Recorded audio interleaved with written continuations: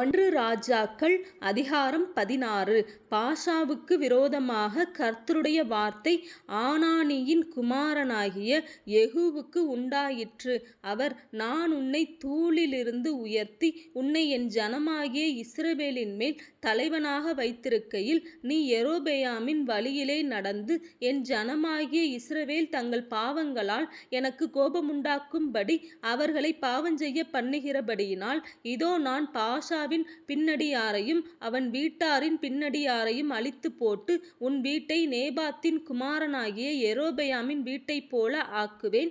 பாஷாவின் சன்னதியிலே பட்டணத்தில் சாகிறவனை நாய்கள் தின்னும், வெளியிலே சாகிறவனை ஆகாயத்து பறவைகள் தின்னும் என்றார். பாஷாவின் மற்ற வர்த்தமானங்களும் அவன் செய்ததும் அவனுடைய வல்லமையும் இஸ்ரவேல் ராஜாக்களின் நாளாகம புஸ்தகத்தில் அல்லவோ எழுதியிருக்கிறது.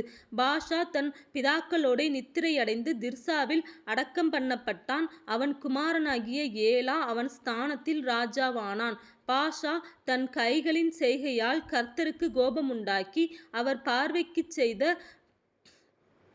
எல்லா பொல்லாப்பின் மித்தமும் அவன் யெரொபெயாமின் வீட்டாரை வெட்டி போட்டதின் மித்தமும் இவர்களைப் போல் ஆவான் என்று அவனுக்கும் அவன் வீட்டுக்கும் விரோதமாக ஆனானியின் குமாரனாகிய யெகூ என்னும் தீர்க்கதரிசியினால் கர்த்தருடைய வார்த்தை பின்னும் உண்டாயிற்று. யூதாவின் ராஜாவான ஆசாவின் 26ஆம் வருஷத்திலே பாஷாவின் குமாரனாகிய ஏலா இஸ்ரவேலின் மேல் திர்சாவிலே ராஜாவாகி 2 வருஷம் அரசாண்டான். ரதங்களில் பாதி பங்குக்கு தலைவனாகிய சிம்ரி என்னும் அவன் ஊழியக்காரன் அவனுக்கு விரோதமாய் கட்டுப்பாடு பண்ணி அவன் திர்சாவிலே அவ்விடத்து அரண்மனை உக்கிரானக்காரனாகிய அர்சாவின் வீட்டிலே குடித்து வெறி கொண்டிருக்கையில் சிம்ரி உள்ளே புகுந்து யூதாவின் ராஜாவாகிய ஆசாவின் 27ஆம் வருஷத்தில் அவனை வெட்டி கொன்று போட்டு அவன் ஸ்தானத்தில் ராஜாவானான். அவன் ராஜாவாகி சிங்காசனத்தின் மேல் உட்கார்ந்தபோது அவன் பாஷாவின் வீட்டாரை எல்லாம் வெட்டி போட்டான். அவன் இனத்தாரையாகிலும் அவன் சிநேகிதரையாகிலும் சுவரில் நீர்விடும் ஒரு நாயையாகிலும் அவன் உயிரோடே வைக்கவில்லை. அப்படியே பாஷாவும் அவன் குமாரனாகிய ஏலாவும் தங்கள் வீணான விக்கிரகங்களினாலே இஸ்ரவேலின் தேவனாகிய கர்த்தருக்கு கோபமுண்டாக்கி செய்ததும் இஸ்ரவேலை செய்ய பண்ணினதுமான அவர்களுடைய எல்லா பாவங்களின் மித்தமும் கர்த்தர் தீர்க்கதரிசியாகிய யெகூவினால் பாஷாவை குறித்து சொல்லியிருந்த அவருடைய வார்த்தையின்படியே சிம்ரி பாஷாவின் வீட்டாரை எல்லாம் அழித்து போட்டான். ஏலாவின் மற்ற வர்த்தமானங்களும் அவன் செய்தவை யாவும் இஸ்ரவேல் ராஜாக்களின் நாளாகம புஸ்தகத்தில் அல்லவோ எழுதியிருக்கிறது. யூதாவின் ராஜாவாகிய ஆசாவின் 27ஆம் வருஷத்திலே சிம்ரி திர்சாவிலே 7 நாள் ராஜாவாயிருந்தான்.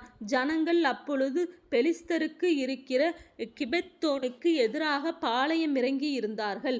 சிம்ரி கட்டுப்பாடு பண்ணி ராஜாவை கொன்று போட்டான் என்பதை அங்கே பாளையம் இறங்கின ஜனங்கள் கேட்டபோது இஸ்ரவேலரெல்லாம் அந்நாளிலே தானே பாளத்திலே படைத்தலைவனாகிய உம்ரியை இஸ்ரவேல் மேல் ராஜாவாக்கினார்கள். அப்பொழுது உம்ரியும் அவனோடே கூட இஸ்ரவேல் அனைத்தும் கிபெத்தோனிலிருந்து வந்து திர்சாவை முற்றுகை போட்டார்கள்.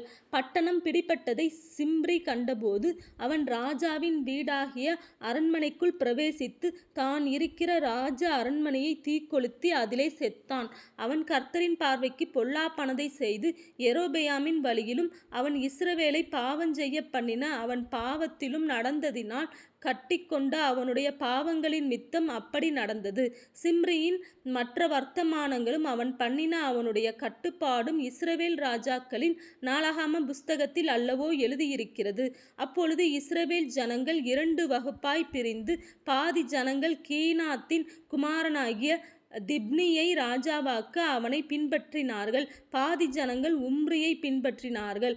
ஆனாலும் கீனாத்தின் குமாரனாகிய திப்னியை பின்பற்றின ஜனங்களை பார்க்கிலும் உம்ரியை பின்பற்றின ஜனங்கள் பலத்து போனார்கள். திப்னி செத்து போனான். உம்ரி அரசாண்டான். யூதாவின் ராஜாவாகிய ஆசாவின் 31ஆம் வருஷத்தில் உம்ரி இஸ்ரவேல் மேல் ராஜாவாகி 12 வருஷம் ராஜ்யபாரம் பண்ணினான். அவன் திர்சாவிலே 6 வருஷம் அரசாண்டு பின்பு சேமேரின் கையிலிருந்து சமாரியா மலையை 2 தாலந்து வெள்ளிக்கு வாங்கி அந்த மலையின் மேல் ஒரு பட்டணத்தை கட்டி அதற்கு மலையினுடைய எஜமானாயிருந்த சேமேருடைய பேரின்படியே சமாரியா என்னும் பேரை தரித்தான்.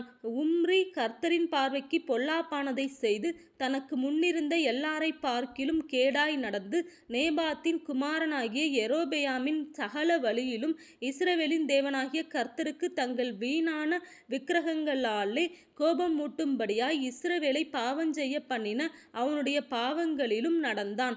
உம்ரி செய்த அவனுடைய மற்ற வர்த்தமானங்களும் அவன் காண்பித்த வல்லமையும் இஸ்ரவேல் ராஜாக்களின் நாளாகம புஸ்தகத்தில் அல்லவோ எழுதியிருக்கிறது.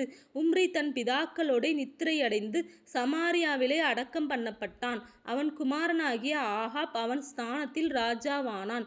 யூதாவின் ராஜாவாகிய ஆசாவின் 38ஆம் வருஷத்தில் உம்ரியின் குமாரனாகிய ஆகாப் இஸ்ரவேலின் மேல் ராஜாவாகி சமாரியாவில் இஸ்ரவேலின் மேல் 22 வருஷம் ராஜ்யபாரம் பண்ணினான். உம்ரியின் குமாரனாகிய ஆகாப் தனக்கு முன்னிருந்த எல்லாரை பார்க்கிலும் கர்த்தரின் பார்வைக்கு பொல்லாப்பானதை செய்தான்.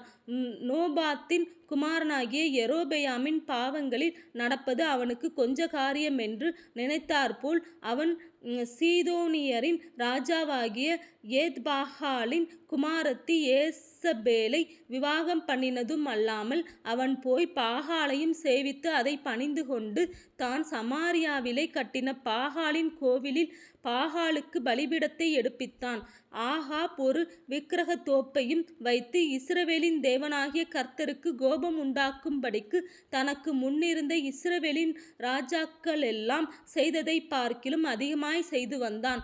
அவன் நாட்களில் பெத்தேல் ஊரானாகிய ஈயேல் எரிகோவை கட்டினான். கர்த்தர் நூனின் குமாரனாகிய யோசுவாவை கொண்டு சொல்லியிருந்த வார்த்தையின்படியே அவன் அதன் அஸ்திபாரத்தை போடுகிற போது அபிராம் என்னும் தன் மூத்த குமாரனையும் அதன் வாசல்களை வைக்கிற போது செகூப் என்னும் தன் இளைய குமாரனையும் சாக கொடுத்தான்.